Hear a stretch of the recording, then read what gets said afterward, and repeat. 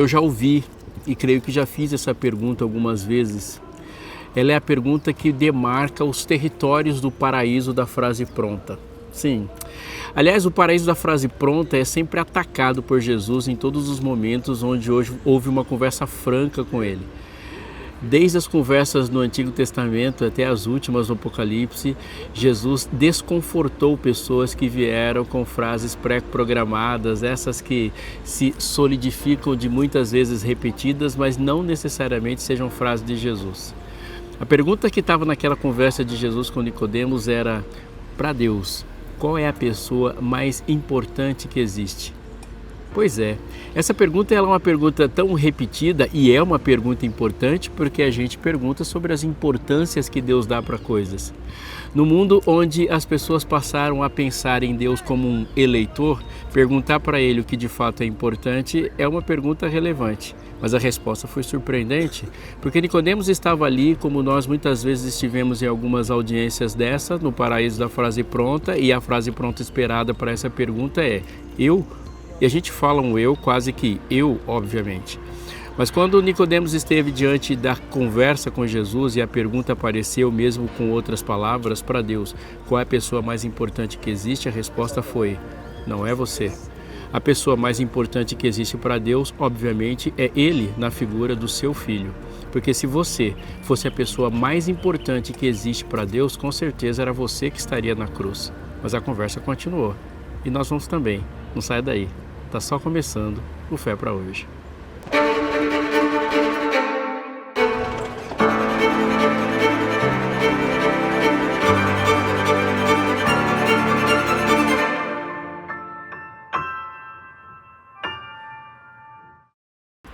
Voltamos rapidinho e com um presente para você. A Novo Tempo prepara muitos guias de estudos de uma qualidade muito boa e eu tenho uma confiança total em dizer isso para você. E tem muitos temas. Você pode pegar guias de estudo da Bíblia, sobre o que a Bíblia fala sobre finanças, o que a Bíblia fala sobre emoções, outros ênfases como, por exemplo, a relação que a gente tem com a oração. Tem um estudo muito bom, chama Deus Me Ouve, a procura da verdade. E sempre tem algum que neste momento é o mais adequado para as questões que você levantou aí na sua vida e para a sua família. Eu tenho uma dica hoje para te falar. Esse aqui é muito legal, Marcadas pela Fé. É um guia de estudos que a Novo Tempo produziu, que passa pelas histórias da Bíblia e nos traz lições aprendendo sobre o grande mestre a partir de história dessas mulheres. Não precisa ser necessariamente, não precisa ser mulher para ser abençoado por esse estudo, mas elas estão lá e elas nos ensinam muito.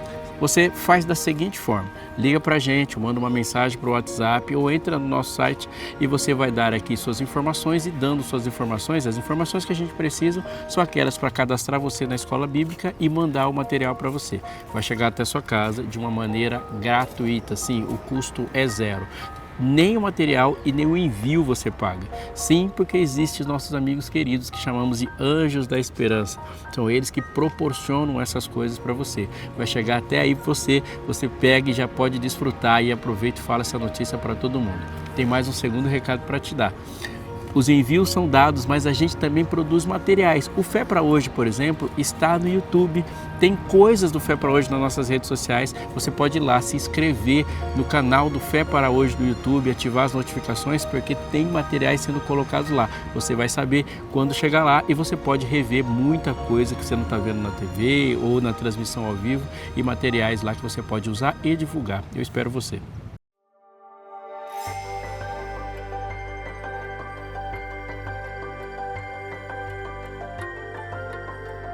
Evangelho de João, capítulo 3, verso 1. Havia entre os fariseus um homem chamado Nicodemos, um dos principais dos judeus.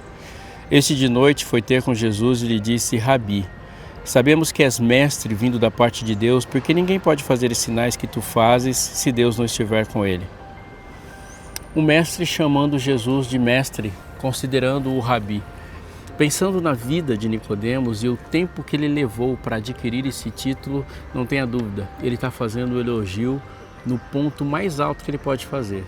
Ele olha para Jesus, que não passou pelas escolas rabínicas, que não passou pela a carreira acadêmica que ele passou, o ser considerado. Nicodemos fazia parte de um grupo seleto e muito pequeno que, olhando nas páginas dos evangelhos, você vai perceber que eles, pelo tamanho pequeno que eles tinham muita visibilidade. Do primeiro capítulo de Mateus até o último capítulo de João, você vê fariseus por toda parte, eles estão sempre presentes. E a impressão que a gente tem é de que eles têm um grande número, mas não são.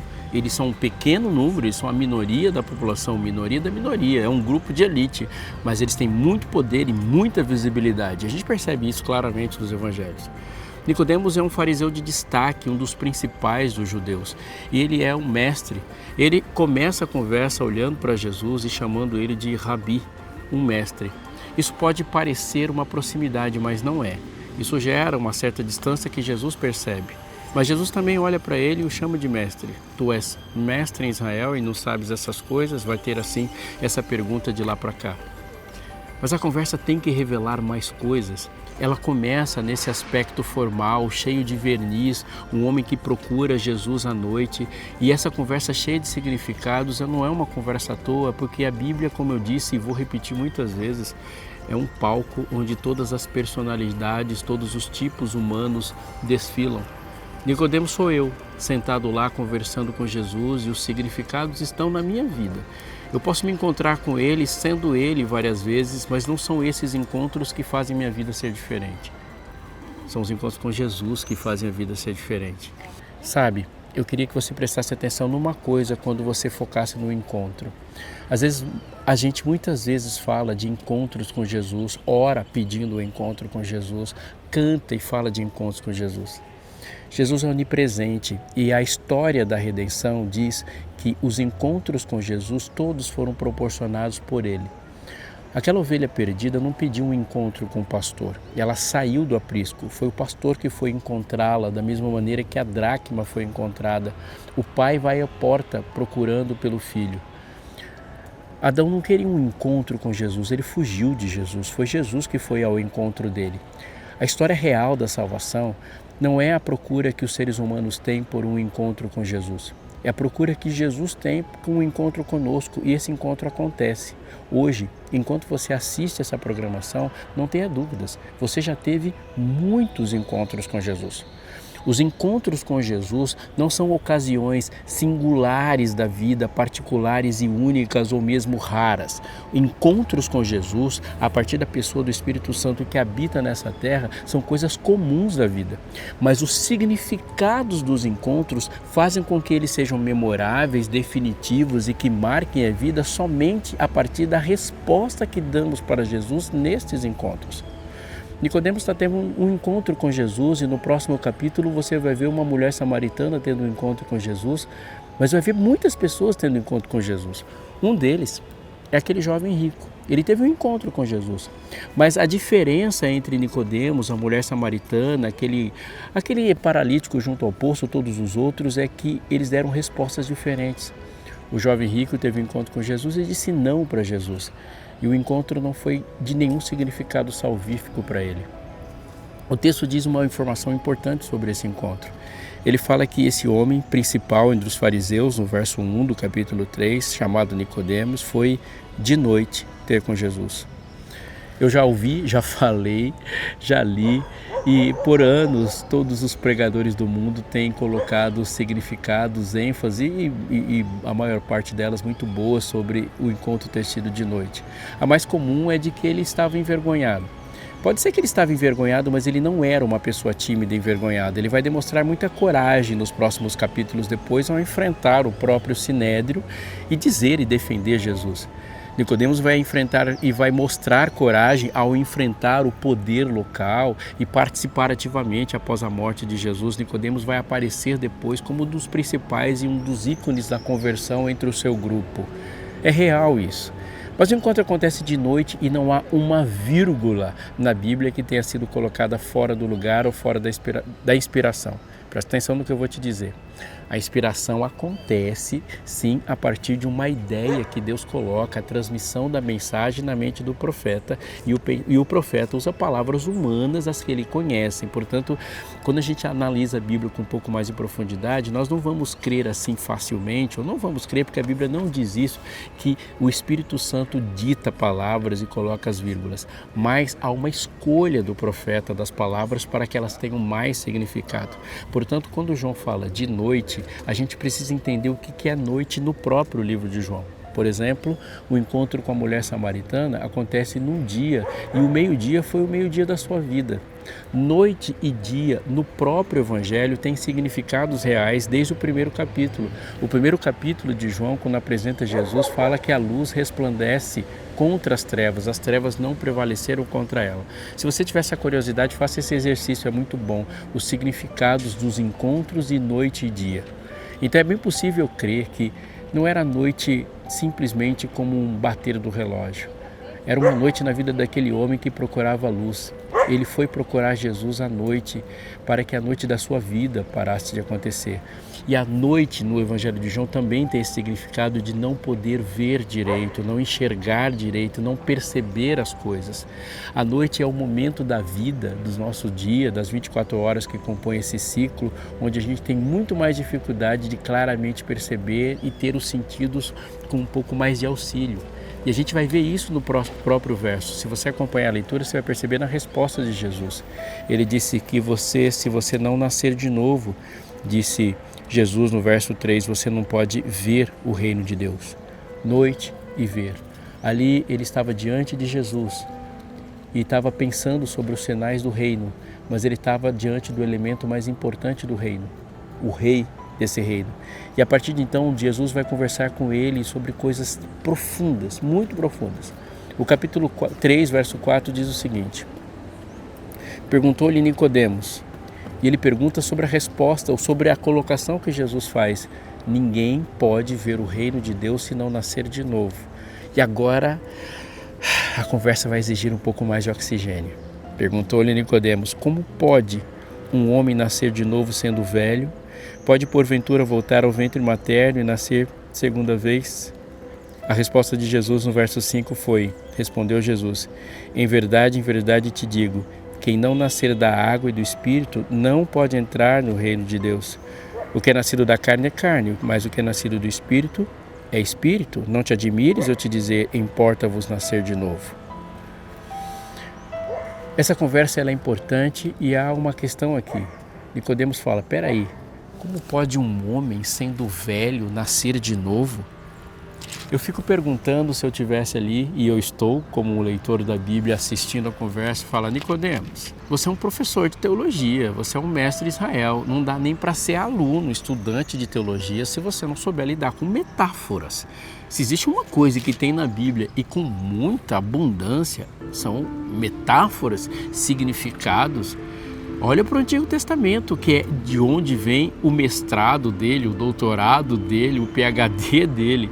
E Jesus vai falar depois, você é mestre Israel e não entende essas coisas, como nós vamos conversar sobre metáforas que são uma forma ilustrativa para a gente colocar coisas muito grandes, abstratas e complexas dentro do tamanho da sua compreensão? Se eu falar das coisas da terra e você não entender, como é que você vai entender se eu falar das coisas do céu? Mas não se iluda, a conversa é muito mais profunda. Quando Nicodemos faz essa pergunta, como pode um homem nascer de novo sendo velho? Eu vejo aqui uma coisa que eu gostaria de chamar a sua atenção. Essa pergunta eu não vou julgar Nicodemos por ter feito, porque eu gostaria de fazer e já tive vontade de fazer ela muitas vezes mesmo. Porque se você viveu semestres nesse mundo, eu tenho certeza que uma experiência você já passou, a vontade de começar de novo. Eu tenho conversado com adolescentes por muito tempo e por uma parte significativa da minha vida, desde que eu estava saindo da adolescência, o ministério se encaminhou para conversar com muitos jovens e adolescentes. Se espera que jovens e adolescentes tenham menos coisas para se arrepender do que pessoas adultas ou idosas, mas isso não é real. Se eu conversar com as minhas filhas, que são crianças, e perguntar para elas se tem algumas coisas que elas gostariam de não ter vivido ou fazer de novo, com a pouca idade delas, elas já vão citar uma lista enorme de coisas e de dias que elas gostariam de não ter vivido e de experiências que elas gostariam de começar de novo. Isso é uma parte característica da vida humana. Eu olho para as pessoas, você olha para as pessoas e conversam. As pessoas dizem essa frase. Num ponto de ônibus, numa conversa na mesa de uma lanchonete, elas vão dizer: se eu tivesse hoje a experiência que eu tinha naquela época, ou melhor, se naquela época eu soubesse o que eu sei hoje, eu teria feito tanta coisa. Quando nós conversamos com pessoas num leito de um hospital, elas dizem: se eu soubesse naquele momento que eu sei hoje. Isso é uma frase típica da vida adulta, a vontade de recomeçar, de fazer diferente. Nós pensamos assim com a nossa carreira, pensamos assim com filhos. Quantas vezes eu escutei isso de pais falando: se eu soubesse hoje, se eu soubesse naquela época o que eu não sabia, eu teria falado diferente, vivido diferente. Falamos assim de relacionamentos como casamentos, falamos assim sobre tudo, até sobre carros que compramos. Desejaríamos ter começado de novo com novas informações e novas possibilidades. Nicodemos faz uma pergunta que é muito mais desespero do que ironia. Pode um homem nascer de novo sendo velho? E a resposta para Deus é a resposta para a palavra mais dramática que o ser humano conhece. E a palavra é irreversibilidade. Nós estamos conversando aqui sobre irreversibilidade. Me lembro de uma história. Ela é um conto canadense de um homem que, na versão do conto que me chegou, chamava Peter. Peter era um homem solteiro, sozinho, que ganhava vida como um lenhador. E como lenhador, a atividade dele era ir para a floresta, cortar lenhas, levar para o primeiro grande centro urbano, ou minimamente um centro urbano, não era grande, obviamente. Ele chegava, vendia, trocava aquilo por mercadorias e ganhava vida. Até que um dia, numa atividade normal, ele subiu a floresta, na montanha perto da casa dele, e trabalhando, o que se espera normalmente de um dia de trabalho, ele viu perdido da matilha um lobinho. Poucos dias, fofinho como qualquer filhote, pelos cinzas, um pouquinho machucado, perdido, e ali naquele ambiente em que ele estava sozinho, ele não tinha dúvidas, ele ia morrer. Lobos passam muito tempo com a mãe e em alguns buracos, cavernas, eles ficam muito, alguns dizem que eles chegam a ficar 3 meses sem ter contato com o restante, antes mesmo deles terem a vida normal, correndo por aí e por ali. Aquele lobo de alguma forma não tinha passado por aquele processo. Peter tratou daquele lobinho, cuidou das suas feridas, alimentou e depois levou para devolvê-lo à floresta para que num lance de sorte ele alcançasse a sua matilha ou vivesse assim. Mas não foi o que aconteceu. Ele deixou e foi seguido. Ele tentou enxotá-lo e ele não desistiu. E ele percebeu que tinha ganhado um amigo. E agora a vida dele passou a ser assim, onde ele ia, Rex, que agora o lobinho tinha o nome, ia com ele, para cima e para baixo. Nadava, corria, brincava, trabalhava, aquele homem solitário agora tinha um companheiro. E a amizade foi muito grande entre aquele ser canino com aquele homem solitário que agora tinha um amigo. O tempo passou e na vida de Peter ele conheceu uma bela moça com a qual casou e a família cresceu. De Peter passou a ser Peter e Rex, de Peter e Rex agora a bela Elizabeth fazia parte da família. A notícia boa para aquela família é que Elizabeth estava grávida, mas a notícia ruim é que um pouco depois da gravidez ela adoeceu e depois do parto ela veio a falecer. Ele sozinho se virava melhor. Agora ele tinha um grande desafio, ele tinha que ganhar a vida e cuidar de um recém-nascido. O tempo passou e com o passar do tempo a comida foi embora, os recursos foram embora, ele não pôde mais ficar dentro de casa e ele tinha que sair por algum instante para transformar lenha em dinheiro, dinheiro em comida. Imaginando que o seu amigo lobo estava o ouvindo, ele disse para ele ficar em casa, para ele sair. O lobo ficou. E ele, num plano, foi correr para a floresta transformar madeira em dinheiro. Foi rapidinho, mas o plano foi completamente frustrado quando uma nevasca o surpreendeu. E aquilo que ele pensava ser de poucas horas virou um dia inteiro. Depois que ele conseguiu voltar para casa, desesperado, ele correu e viu uma cena que ele tremeu dos pés à cabeça. O lobo que deveria vir correndo para abraçá-lo, para pular diante dele, para ficar, coisas que caninos fazem quando a gente chega em casa, não, estava estranho. Rabo cravado entre as pernas E ele correu para ver, e o lobo correu para o fundo da casa e viu uma cena horrível, que era aquele seu companheiro com a boca toda suja de sangue, pelos arrepiados e um respirar ofegante estranho. Naqueles segundos de decisão, ele concluiu o que ele achou ser óbvio. Ele deixou um lobo faminto e um recém-nascido na mesma casa. Se sentiu traído e, sem pensar duas vezes, com ódio, puxou aquele machado que cortava lenha e o matou. Quando ele entrou dentro de casa, com medo de ver a cena horrível, de ver seu filho dilacerado por um lobo, o que ele viu foi uma bagunça tremenda, panelas para todos os lados e pelos esvoaçando, e um urso morto do lado do berço onde uma criança dormia. E ele voltou. Mas quando ele voltou, o que ele viu foi o resultado da sua própria ação raivosa. Aquele lobo que tinha dado a vida para proteger seu filho, morreu vítima da sua própria ira com a machadada do lenhador que um dia o acolhera. Há uma palavra para definir essa história, e a palavra é irreversibilidade. Eu fico imaginando a mente de Peter, que podia ter pensado: Deus, me dá 10 segundos para eu voltar e pensar de novo. Me dá 10, 15 segundos só para eu entrar dentro da casa, ver o que aconteceu e depois falar com o meu cachorro. Essa história é tensa, ela é dramática, ela é um conto canadense, e a intensidade do drama pode ser diferente para todos nós. Mas em algum momento, se você não fez essa oração, você vai fazer. Quando a gente fala: Deus, o Senhor poderia voltar mais 15 segundos só para eu falar uma outra frase? O Senhor poderia me dar mais um dia para eu pensar e fazer de outro jeito? Ou você pode perguntar: pode um homem sendo um velho nascer de novo?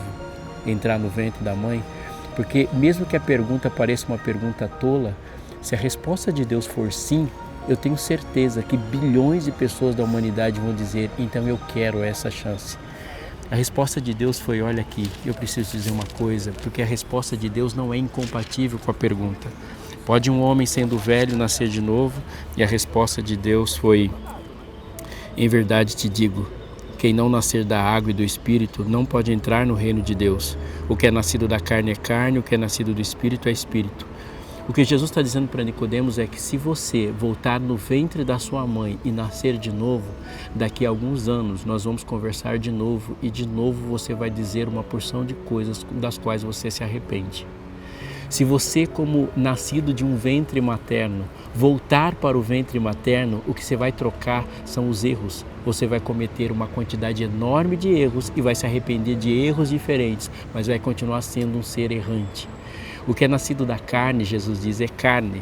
Numa expressão mais infantil para a gente compreender e analisar o que ele está dizendo é: se você pegar uma girafa e botar uma girafa de novo no ventre de uma girafa, não vai nascer um urso de lá, vai nascer uma outra girafa com comportamento de girafa. Se você pegar um passarinho e botar ele de novo no ovo, de onde ele veio, um pardal vai nascer de novo pardal. O que é nascido da carne é carne. A questão não é só você nascer de novo, mas é nascer de uma outra fonte. Não é você começar a sua vida de novo, é começar um novo tipo de vida. E essa é a grande mensagem que Deus falou. Quem é nascido da carne é carne e vai fazer novas coisas carnais. E não ignore a infinitude de novos pecados que temos para cometer. O que ele está dizendo é que é nascido da carne é carne, mas o que é nascido do Espírito é Espírito. Você pode sim nascer de novo, mas você não precisa voltar para o ventre da sua mãe. Você pode nascer da água e nascer um novo nascimento de forma diferente. O que você precisa não é de um novo tempo, mas de uma nova mente, uma mente espiritual. E Jesus vai aprofundar na conversa dizendo: o que é nascido da carne é carne, mas o que é nascido do Espírito é Espírito. E o verso 7 diz: não te admires de eu te dizer, importa-vos nascer de novo. O vento sopra onde quer, ouves a sua voz e não sabes de onde vem, nem para onde vai. Assim é todo o que é nascido do Espírito. Aquele que é nascido do Espírito vive espiritualmente. Isso que Jesus está dizendo. Aquele que é nascido do Espírito vive de uma dimensão da existência muito superior, para além do certo e errado, para além do acerto e do erro, mas para uma função de vida. E Jesus vai fazer aqui uma conclusão que ele começou abrindo desde o começo. Ele conclui o argumento que ele começa. Ele fala: o vento sopra para onde quer, você não vê o vento. mas você vê o que o vento faz. O vento é um mistério, e portanto, porque a gente não sabe como ele surge, ele está dizendo. Você fala assim, vai chover. E mesmo com meteorologia e com institutos tecnológicos, quando a gente fala assim, vai chover daqui a pouco. Mas normalmente a gente não fala assim, segundo a densidade do ar, uma massa. Não, a gente nas nossas conversas não explica a origem da chuva, nem a origem do vento. A gente sente o que o vento está fazendo, sente o frio, sente o arrepiar, sente as folhas se mexendo. A gente percebe as cores mudando. Assim é o movimento do Espírito. Essa é a resposta de uma pergunta que ele fez no começo.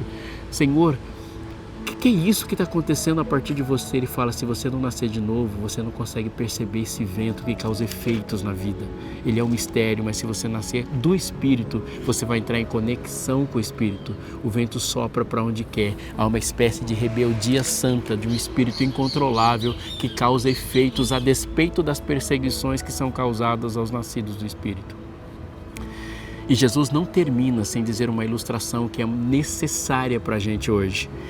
Ele vai dizer, olha Nicodemos, no verso 14 do capítulo 3 de João, e do modo por que Moisés levantou a serpente no deserto, assim importa que o Filho do Homem seja levantado.